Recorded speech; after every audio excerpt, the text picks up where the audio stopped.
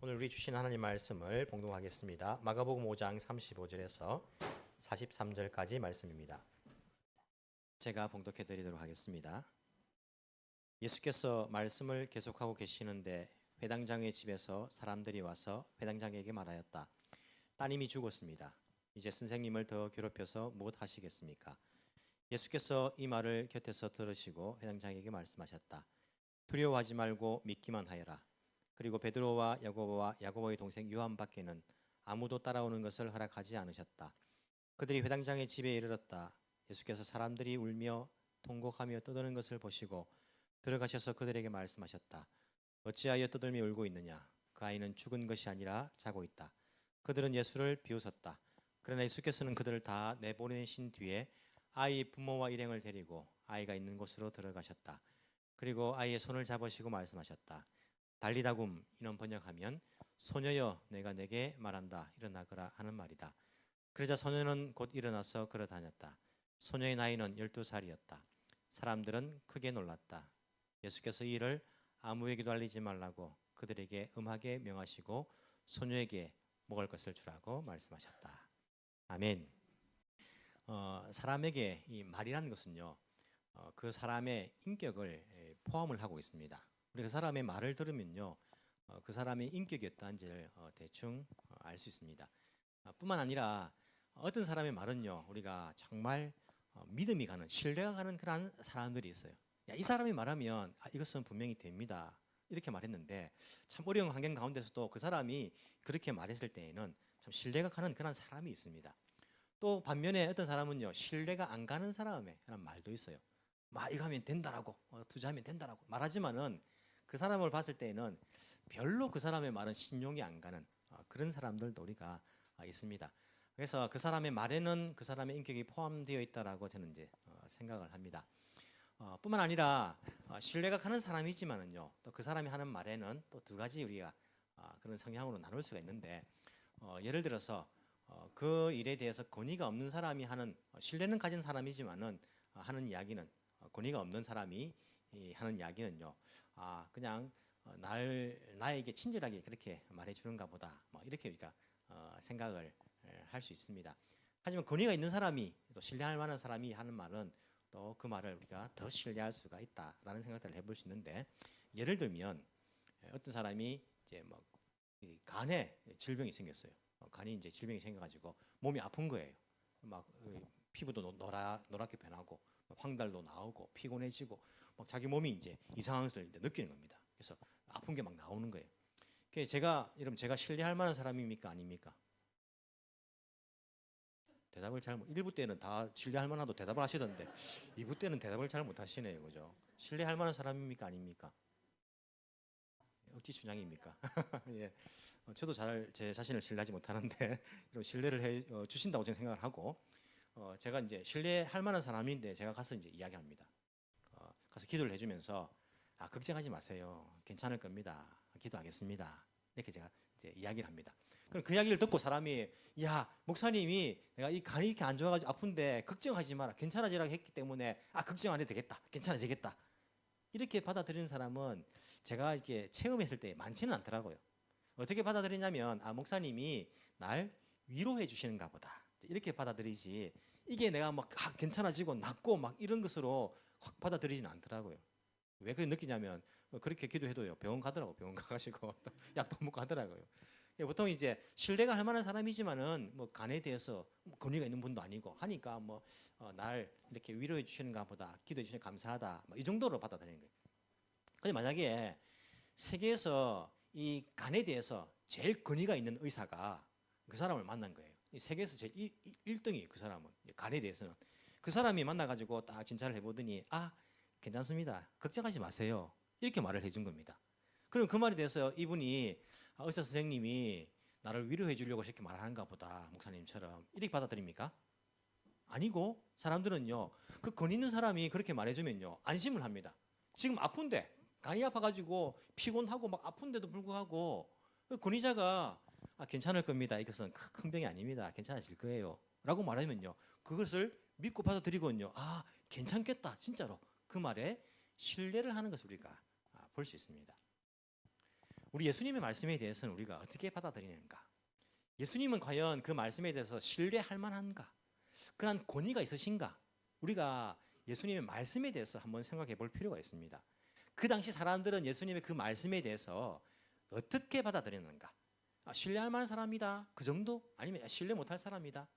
신뢰할 만하지만은 뭐 권위는 없으니까 뭐 위로하려고 하시는 말인가 보다. 이 정도 받아들였는가?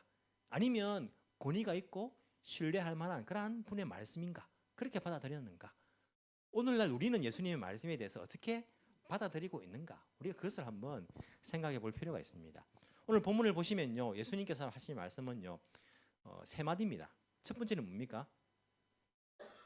36절에 두려워하지 말고 믿기만 하여라. 두려워하지 말고 믿기만 하여라. 위로하시는 말씀인가? 정말 권위가 있는 말씀인가? 두 번째 말씀은요, 39절 말씀이죠. 어찌하여 떠들며 울고 있느냐? 이 아이는 죽은 것이 아니라 자고 있다. 믿을 수 있는 말인가? 또 그 말에 대한 권위가 있는 말인가? 세 번째는요, 41절이죠. 달리다굼 소녀여 내가 내게 말한다. 일어나거라. 달리다굼 이렇게 말씀하셨는데 시체를 보고 그렇게 말씀하시는 예수님. 그 말씀은 믿을 만한 말씀인가? 아니면 그 단순히 위로가 아니라 권위를 가지고 있는 그런 말씀인가? 우리가 예수님의 그 말씀을요, 이 당시 사람들이 어떻게 받아들였고 오늘 나는 어떻게 받아들이는가에 대해서 잠시 말씀을 생각해 보기를 원합니다. 지난주에 이어가지고 예수님께서 이 회당장 이름이 뭐였습니까? 야이로 회당장의 그 야이로라는 사람이 자기의 딸이 죽게 되었다고 예수님께 오셔가지고 내 딸을 좀 봐주세요. 안수해 주시고 고쳐주세요 라고 부탁을 했는데 가는 도중에 있었던 일을요, 지난주 설교를 했습니다. 가는 도중에 어떤 일이 있었습니까? 이제 혈류병이죠. 하혈을 하는 그 여인의 병이 있었는데 그 여인이 예수님을 가는 도중에 타치를 해가지고 자기 병이 나은 겁니다. 그 예수님의 발을 이제 붙잡은 거죠. 발이 이제 멈춘 겁니다. 야이로 집에 빨리 가야 되는데 멈춰가지고 그 이제 여인을 향해서 구원받았다라고 말씀하시는 그 장면이 나왔죠. 그런데 오늘 35절에 보시니까요, 예수께서 말씀을 계속하고 계시는 거예요. 계속하고. 이런 이 야이로의 마음이 어땠겠습니까? 아니 빨리 집에 가서 내 딸이 지금 급한데 이 여인은 지금 병든 게 죽을 병도 아니고 12년간 그렇게 알았으면 갔다 와서 해도 되는데 이렇게 예수님 발목을 붙잡고 있네. 이런 마음이 들었는지도 모르겠어요. 예수님께서 그렇게 계속 말씀하고 있는데 회당장의 집에서 사람들이 와서 회당장이 말하는 겁니다. 뭐라고요? 따님이 죽었습니다. 죽었다는 딸이. 그 말을 들은 야이로의 심정이 어땠겠습니까? 딸을 빨리 가서 살려야 되는데 이 그런 기회가 있었는데 죽었다는 거예요. 마음이 덜컥 이제 내려앉는 것이죠. 보통 이렇게 되면요, 원망하는 마음이 참 많이 생깁니다. 우리가 어떤 그 탓하는 사람께 뭡니까? 책임을 전가하는 경우들이 많지 않습니까? 누군가 원망 바지가 있어야 되는 그런 사회 아닙니까? 어찌 보면요, 이 혈류병에 걸린 여인이 참 원망스러우신지도 몰라요. 야, 아니 왜 그 선생님의 발목을 붙잡고 있느냐? 내 딸은 지금 죽어가고 있는데 말이야. 희망 있는 그 딸이고 앞으로 살 날이 더 많은 딸인데 왜 저 여인이 예수님 붙잡아 자기는 나았으면서 내 딸은 죽어버리고 저 여인이 막 원망스러울 수도 있지 않습니까? 아니면 예수님이 원망스러울 수도 있어요. 저 여인은 그냥 타치했을 뿐인데 그냥 지나가면 되지. 저 여인 낫고 빨리 가시면 되는데 예수님은 왜 또 하필이면 멈춰서 가지고 또 이야기 계속 하시면서 나는 한 시가 이 마음이 급한데 선생님은 왜 그렇게 시간을 지체하시는가? 그 예수님이 원망스러울 수도 있지 않습니까? 환경적으로 보면요, 우리가 보통 이제 내가 몸이 아프거나 내가 어려움을 당했을 때에 그렇지 않고 건강하고 복 받은 사람들 보면요, 이 복이라는 게 뭔지 모르겠지만은 사람들 보면 그 사람들이 원망스러울 때가 있어요. 저 사람이 복을 받아가지고 내가 복을 못 받는 것처럼 느껴질 때가 있어요. 저 사람은 나았는데 난 이렇게 고통을 당하는 걸 보면 내 마음속에 속상할 때가 있어요. 왜 저 사람이 복을 받아가지고 나에게 오늘 복이 없는 것이 아닌가? 막 옆에서 잘 되는 사람, 복을 누리는 사람, 세상적으로 말하면요, 그런 사람 보면요, 막 원망스럽기도 하고, 때로는 하나님이 원망스럽기도 해요. 하나님 왜 저 사람은 저렇게 고쳐주시고 복을 주시고 나는 왜 이렇게 죽어가고 있는데 내 소망은 죽어버렸는데 나는 왜 돌봐주시지 않는가? 하나님 원망스러울 때도 있지 않습니까? 그런데 이 야이로의 딸이 죽은 것이 이 혈류병이 걸린 그 여인이 낳았기 때문에 죽었습니까? 그렇지 않습니다. 그 야이로의 딸이 죽은 것이 예수님께서 잠시 멈춰섰기 때문에 죽었습니까? 그렇지 않지 않습니까? 야이로의 딸이 죽은 것은요, 그 병 때문에 죽은 거예요. 우리가 다른 사람이 내 복을 빼앗아 가지고 내게 올 복이 없는 것이 아닙니다. 하나님이 저 사람에게 복을 줬기 때문에 나에게 줄 복이 다 떨어진 게 아닙니다. 하나님의 그 축복이라는 것이 수량이 제한되어 있습니까? 일본 말로 신하기래다. 다 품절이다, 품절. 하나님의 축복은요, 품절되지 않습니다. 그 사람에게 복을 줬기 때문에 내가 복을 못 받는 게 아니라니까요. 저 사람이 장로가 됐기 때문에 내가 장로가 못 된 게 아니라니까요. 저 사람이 안수집사 되고 권사가 됐기 때문에 내가 안 된 게 아니라니까요. 하나님의 복은요, 그 수량이 제한되어 있지 않습니다. 오히려 우리가 그 사람을 위해서 복을 빌어주는 것이 나에게 더 복된 일이에요. 하나님 나라의 원칙은요, 내가 시기하고 질투하고 막 이렇게 하면요, 나에게 그 사람에게 줄 복을 대신 주는 것이 아닙니다. 하나님의 나라 원칙은요, 내가 그 사람을 위해 복을 빌어주고 위로해주고 격려해주면 나에게 더 복이 넘치는 것이 하나님 나라의 원칙이 아닙니까? 야이로가 그런 마음 먹을 수 있는 환경이었지만은요, 야이로는 그런 마음을 먹지는 않았던 것처럼 보입니다. 탓하지는 않은 것 같아요. 그 여인을, 예수님을. 어떻게 우리가 추적할 수 있냐면 36절에 보시면 예수님께서 어떻게 말씀하십니까? 두려워하지 말아라. 야이로의 마음이 어떤 것을 알 수 있습니까? 야이로는요, 두려워하는 마음이 들었어요. 누굴 탓하고 원망하고 좀 더 빨리 가야 되는데 말이야, 이런 마음보다는 두려워하는 마음. 내 딸이 죽었다는 이야기를 들었을 때 덜컥 내려앉는, 어떻게 하지 이제, 하나뿐인 딸. 이 두려워하는 마음이 그 마음속에 들었던 것 같습니다. 그에게 예수님께서 그렇게 말씀하십니다. 두려워하지 말아라. 두려워하지 말고 믿기만 하여라. 그렇게 예수님께서 말씀해 주시는 거예요. 두려워하지 마. 믿기만 해. 이게 단순히 야이로를 위로해 주는 말씀인가요? 예수님은 뭐 신뢰할 수 있는 분이니까 일단 신뢰할 수 있는 분의 말씀인데, 단순히 위로해 주는 것, 그 권위는 없고 그냥 위로하는 그런 말씀일까요? 두려워하지 말고 믿기만 하여라. 뭘 믿으라는 겁니까? 도대체 자기 딸이 다시 살아난다는 것을 믿으라는 겁니까? 뭘 믿으라는 것일까요? 예수님을 믿으라는 겁니까? 뭘 믿으라는 것일까요? 우리가 보통 기도할 때에 그렇게 기도하는 분이 있습니다. 주여, 내 이 병을 낫게 해주실 줄 믿습니다. 내 병이 낫는다, 믿는다. 내 병이 나아야지, 믿는다. 자기 체면을 걸듯이 내 병이 나을 것을 믿는 거예요. 내가 성공하리라 믿습니다. 자기 성공을 막 믿는 겁니다. 내가 합격할 것을 믿습니다. 자기 합격을 믿는 겁니다. 내가 이 어려운 가운데 이 문제가 해결될 줄 믿습니다. 문제가 해결된다. 내가 믿음이 없으면 이게 안 되니까 해결된다고 믿는 거예요. 그렇게 믿을 경우들이 많아요. 하지만 우리가 믿는 것은요, 내가 병이 낫고 내가 성공하고 내 문제가 해결되고 이 믿음보다는 이 능력이 예수님께 있다는 것을 믿는 거예요. 예수님을 믿는 겁니다. 예수님께 모든 능력과 권위가 있고 또 그분이 나를 사랑해 준다는 것을 믿는 거예요. 나를 위해서 십자가에, 이 능력 많으신 분이 나를 위해 십자가에 죽기까지 나를 사랑해 주다는 것을 우리가 믿는 거예요. 그분의 능력과 그분의 은혜와 그분의 사랑을, 그분을 믿는 것이지, 자꾸 내가 내 병 낫고 내가 성공하고 이것만 자꾸 붙잡혀 있으면요, 안 됐을 때에 낙심합니다. 낙심해가지고 믿음이 툭 떨어지는 거예요.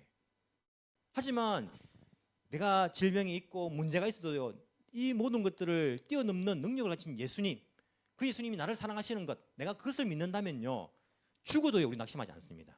죽어도 다시 나를 살려주실 분이기 때문에, 부활의 소망 되시기 때문에 이 땅에서 내가 생명이 다한다 할지라도, 병 낫지 않아도요, 내 문제가 해결되지 않아도 우리 믿음은 떨어지지 않습니다.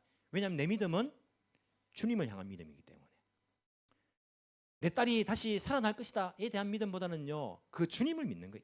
이렇게 말씀하시는 예수님을 두려워하지 말고 믿기만 하여라. 예수님을 믿는 것입니다. 예수님을 신뢰하는 것입니다. 그분을 의지하는 것입니다. 예수님께서 이 야이로에게 두려워하지 말고 믿기만 하여라, 오늘 우리에게도 말씀하시는 것입니다. 그리고는요, 37절, 베드로와 야고보의 동생 요한밖에는 아무도 따라오는 것을 허락하지 않으셨다. 12명의 사도들이 있습니다. 제자들은 많이 있었죠. 그 중에서 12명의 사도를 따로 세웠어요. 12명이 다 데리고 가다가 이제 여인의 그 뭐 혈류병 앓는 여인이 낳을 땐 다 같이 있었는데 딸이 죽었다는 이야기를 듣고 이 세 명만 데리고 가는 거예요. 너희들은 오지 말고 세 명만 데리고 가는 거예요. 왜 이 세 명만 택해서 데리고 갈까요? 이 세 명을 뽑은 기준은 도대체 뭘까요? 베드로, 야고보, 요한이 뭐가 잘나가지고 이 세 명을 특별히 뽑아서 갈까요? 어떻게 생각하십니까? 예수님께서 사람을 뽑는 기준이 뭘까요? 베드로 집안이 고기 잡는 뭐 선주고 부자니까, 야고보, 요한도 부자니까 부자라서 데리고 갔을까요? 부자라면 왠지 가룟 유다도 부자일 것 같고, 그죠? 뭐 마태도 모아놓은 재산이 많은 것 같고, 아니면 배운 것이 맞는 학력이 좋아서 서울대 출신이라 가지고 동경대 출신이라고 애들을 뽑았을까요? 이 사람들을? 아닌데 갈릴리 사람들은 그냥 고기잡이 하는 사람들이고 이 사람은 그냥 뭐 학식이 없는 사람들인데. 아니면 오랫동안 예수님을 따라다녔기 때문에 뽑았을까요? 그러면 안드레는 왜? 빌립은 왜? 똑같은 시기에 예수님 따라다녔는데. 예수님께서 사람을 뽑는 기준이 뭘까요? 우리가 교회에서 뭐 직분자를 선출합니다. 장로님도 뽑고 안수진 선생님도 뽑고 권사님도 뽑지 않습니까? 뽑을 때 기준이 뭡니까? 돈 많은 사람 뽑습니까? 뭐 좋은 학교 나온 사람 뽑습니까? 교회 다니는 횟수가 오래된 사람 뽑습니까? 아니지 않습니까? 뭘 보고 뽑습니까? 여러분들은 믿음을 보고 믿음을 보고 뽑죠. 우리 기준은 믿음입니다. 얼마나 믿음의 본이 되는가, 얼마나 믿음이 좋은가, 그 믿음을 보고 우리가 교회는요, 하나님 나라는 그 믿음의 기준을 보고 사람을 세우는 거예요. 그래서 추측하건대 베드로와 야고보와 요한은요, 믿음이 좋은 사람이었을 거예요. 예수님 옆에서 죽은 사람이 있어도요, 그 기적을 일으킬 때 선생님 지금 무슨 짓 합니까? 지금 이미 죽었는데 지금 뭘 합니까? 이런 소리 안 할 사람들이에요. 믿음의 기준으로 사람을 뽑는 것입니다. 만약에 교회에서 직분자를 선출할 때에 돈 많은 사람 뽑는다면, 학벌 좋은 사람 뽑는다면, 교회에 오래 다니는 사람들 뽑는다면 그것은 세상적인 기준이에요. 세상은 그렇게 사람을 뽑아요. 돈 많은 사람 뽑지 않습니까? 뭐 라이온스 클럽 회장, 뭐 죄송합니다. 라이온스 클럽 회장님 죄송합니다. 뭐 어떤 뭐 이렇게 뽑을 때에 그래도 재력이 있는 사람 뽑아요. 뭐 뽑을 때 학력이 좋은 사람 뽑지 않습니까? 뭐 회사 이런 데서도 보면요. 그리고 회사에서도 누가 승진을 뭐 합니까? 오래 다닌 사람들 뽑기 세상적인 기준이에요. 교회에서도 돈 많은 사람, 학력 높은 사람 뭐 이런 것으로 뽑으면요, 그건 하나님 나라의 기준이 아닙니다. 믿음으로 뽑는 거예요.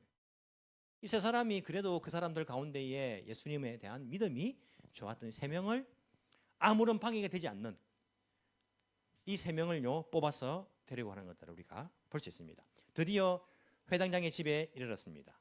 사람들이 어떤 상태입니까? 38절 울며 통곡하며 떠드는 것을 보셨다. 이스라엘은요, 이제 조상이 일어나면 그 우는 사람을 고용합니다. 우는 여자들. 그래서 돈 많은 집일수록 또 큰 좋은 집안일수록 그 우는 여자들을 많이 고용을 해요. 그래서 이제 초상집 분위기가 나도록 계속 울어요. 이미 초상이 시작되었어요. 아버지가 없었는데, 왜냐하면 이 이스라엘은요 부패가 시작되기 때문에 빨리 초상을 치릅니다. 그래서 이미 이제 초상이 시작되었습니다. 이제 뭐 울며 통곡하며 떠드는 그 이제 장면을 집에 도착하니까 보게 된 겁니다. 들어가셔가지고 예수님께서 두 번째 말씀을 하십니다. 뭐라 하십니까? 어찌하여 떠들며 울고 있느냐? 너희들 왜 울고 있느냐? 아니 장례식에서 울고 있는 건 당연한 거 아닙니까? 그런데 예수님께서는요, 왜 울고 있느냐 하시면서 그 아이는 죽은 것이 아니라 자고 있다 말씀하시는 거예요. 예수님의 이 말씀이 어떤 말씀으로 들립니까? 여러분 같으면 장례식에서 막 울고 있어요. 어떤 사람이 와가지고 여러분 왜 울고 있습니까? 하면 여러분 그 사람 보고 뭐라 할래요? 분위기 파악 못하는 사람이네. 장례식에 와서 우리가 지금 웃어야 되냐? 당연한 거 아닙니까? 근데 그 사람이 와가지고 저 죽은 거 아니에요, 자고 있는 거예요 라고 말한다면 여러분 어떻게 생각하시겠습니까? 정신이 좀 이상한가?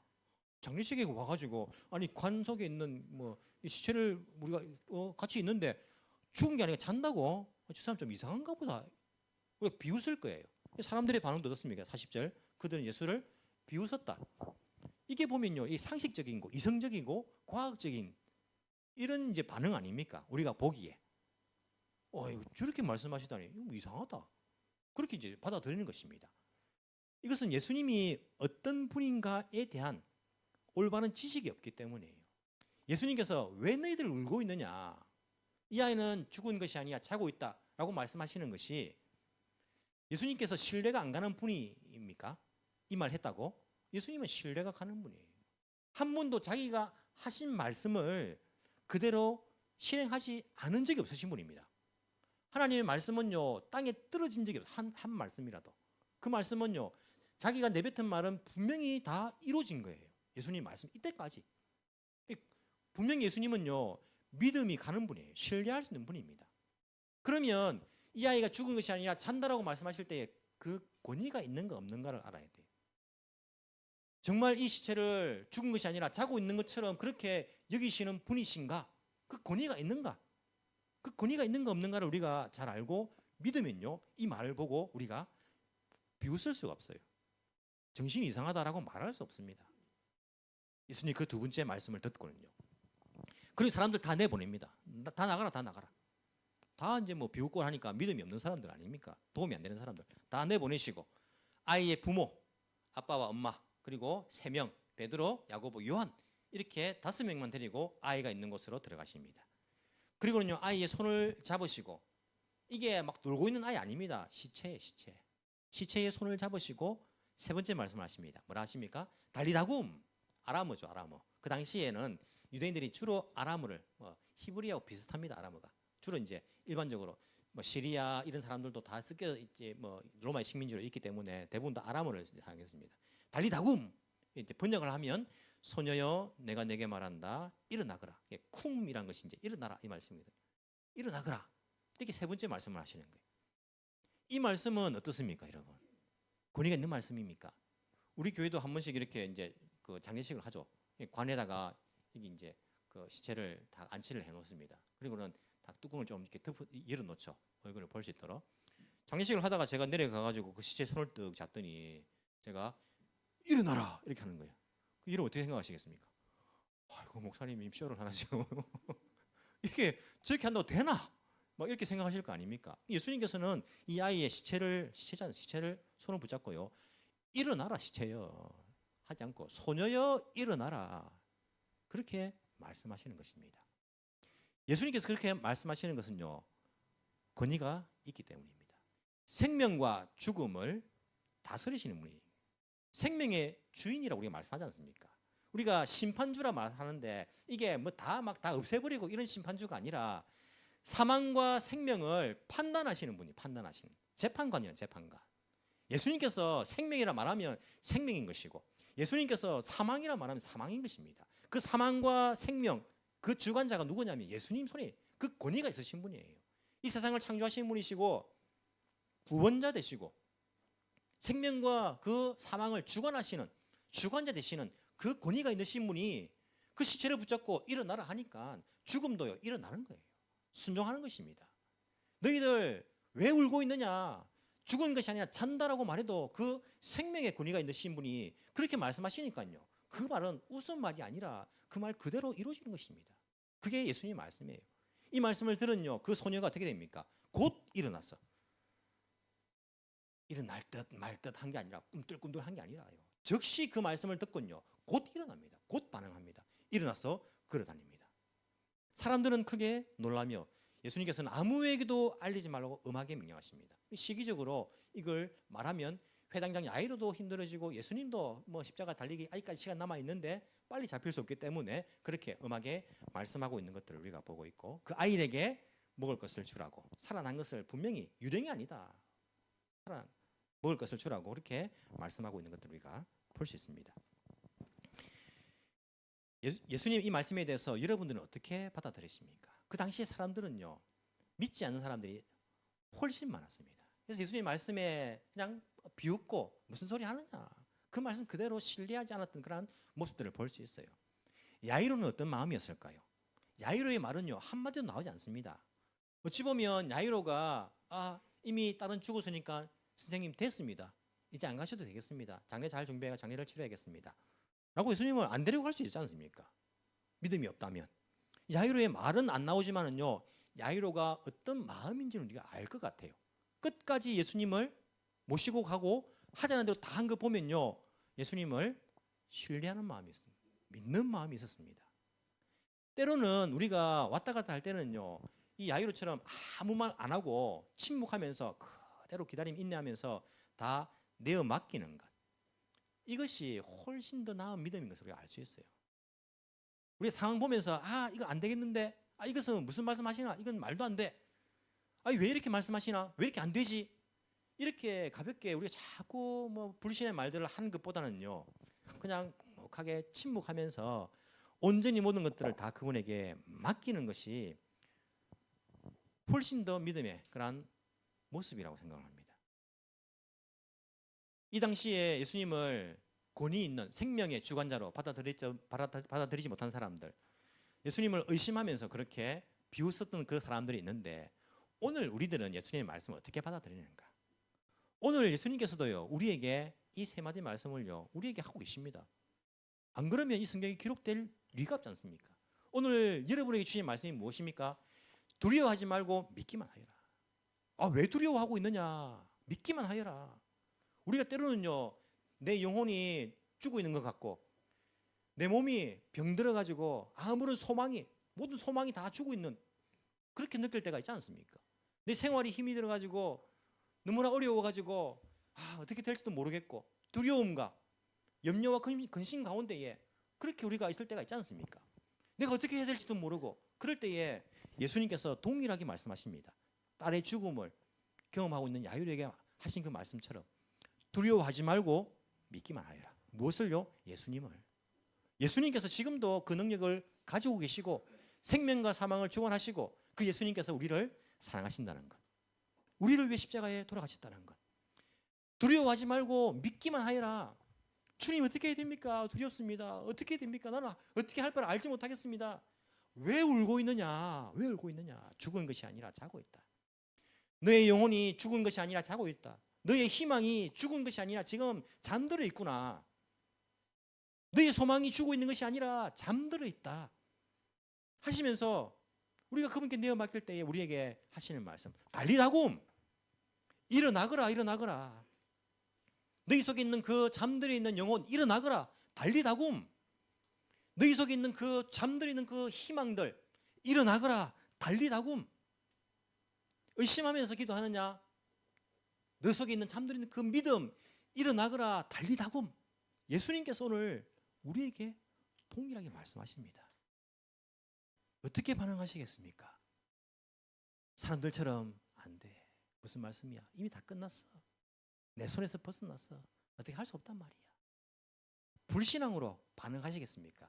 아니면 적어도 침묵하면서 네, 주님 믿습니다. 다 그분에게 내어 맡기겠습니까?